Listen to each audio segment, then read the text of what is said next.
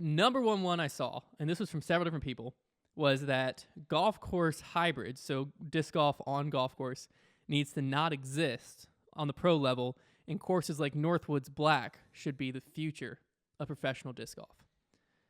So essentially, we need to step away from going towards golf course open style courses, and we need to step into the woods.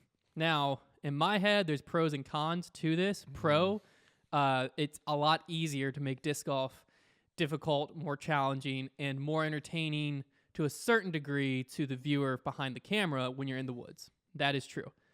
Major con, A, cell signal in the woods when we're trying to live stream.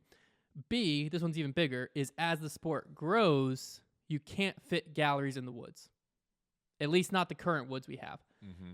So I wanted to hear your take, too, as a player. What do you think is like a good balance, or is there even like a course out there you're like, this course is the ideal way of like, it challenges us, but it also has good ways for galleries to be there and such and such?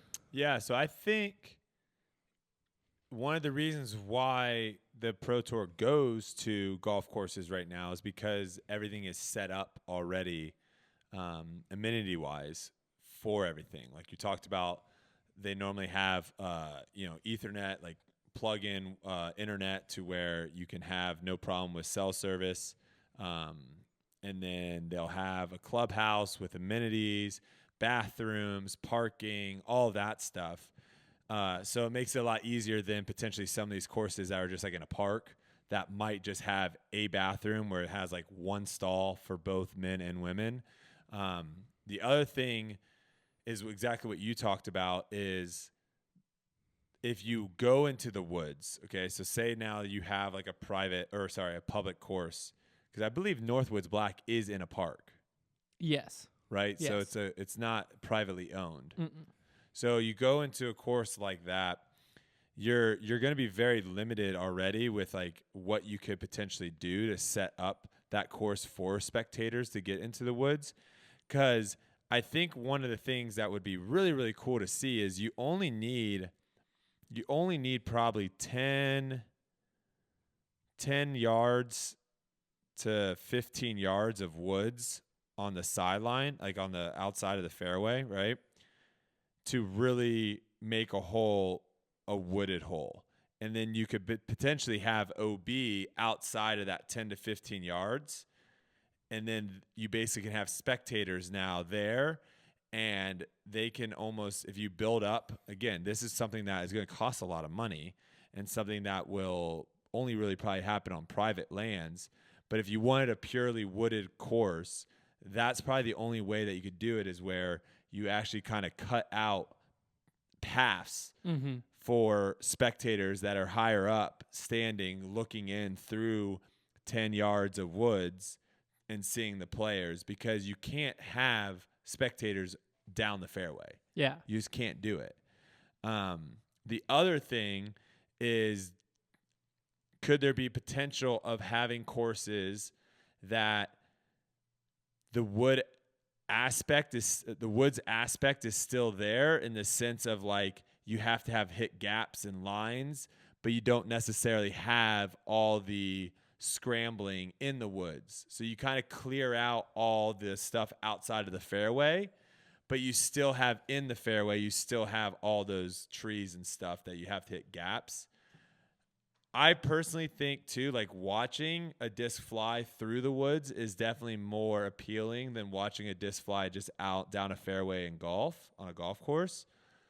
But you bring up all the points of like how, like if you have 5,000 people, how do you get them into a course, even like Waco? How do you get 5,000 people spread out to where, because I don't know. Well, I think what you said about having, because I've played golf course hybrids in this area where there are some woods to deal with, and so you're either throwing out of the woods or into the open, or you're throwing into the woods to where you do have to hit lines and such, or there's some where they have like rows of pine trees to where the trees are really spread out to where if there was a gallery, it would fit, but you still have to hit gaps and throw a tunnel shot, whatever.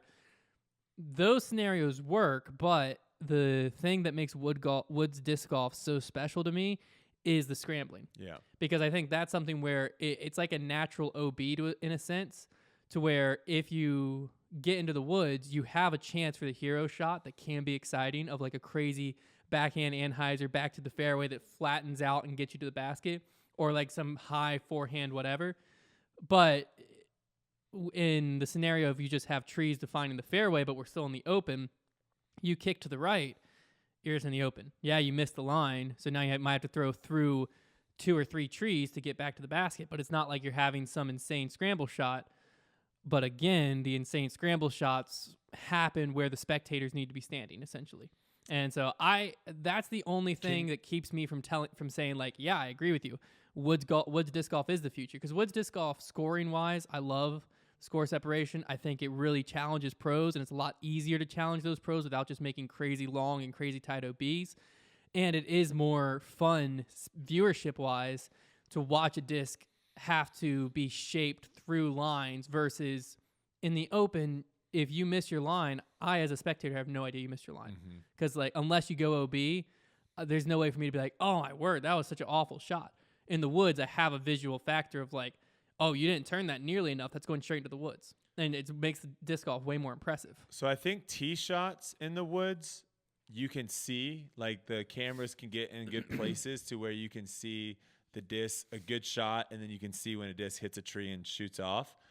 I do, though, think sometimes it's difficult to really grasp how good a shot is coming out of the woods. Correct. Because a lot of times you get the camera from the fairway shooting into the woods with a player, and then you just kind of get the side profile of it coming out, and you don't really get to see the gap and all that stuff. So I think sometimes when you have played the course, especially when you've played the course and you know, like, oh man, these woods are tough when you get in there, then you have a little bit more appreciation for when shots come out and they're effective.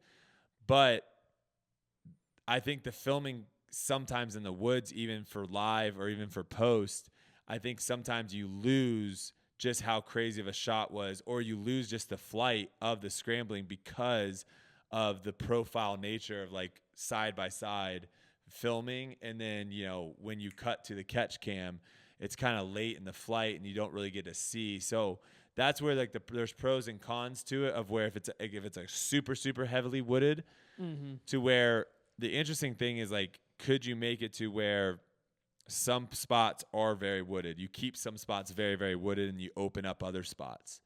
I don't know what that would look like. And obviously no course has really done anything like that before. But it'd be interesting. And you could also theoretically have to where, like you said, of where you could have like the big trees and stuff down the fairway where you have to hit gaps. And then if you go off of that, then there's all the woods and brush and stuff that you kind of just let go.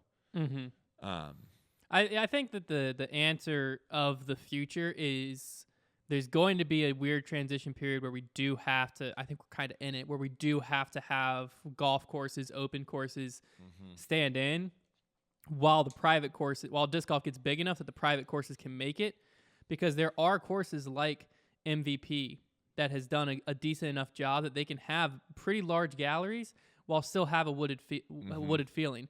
Now, the gallery can't watch every hole, but that's okay. But you're able to watch a lot of it, have a wooded feel and stuff like that. You also have, I haven't seen the full course of Eagles Crossing, but private courses, I think, have a lot more potential to be that like open woods hybrid, because you can pick and choose a lot more when you have basically an entire park and you're like, okay, so we can play. What do we want to do with it? From, out of the woods into the woods. So the last 300 feet are going into the woods, but the gallery can easily stand in the open and watch players still scramble and stuff, give you the features of wooded golf without there. And the next one, the first 300 feet. So again, the gallery can be lining the gap coming out of the woods, and the gallery doesn't have to go cram into the woods.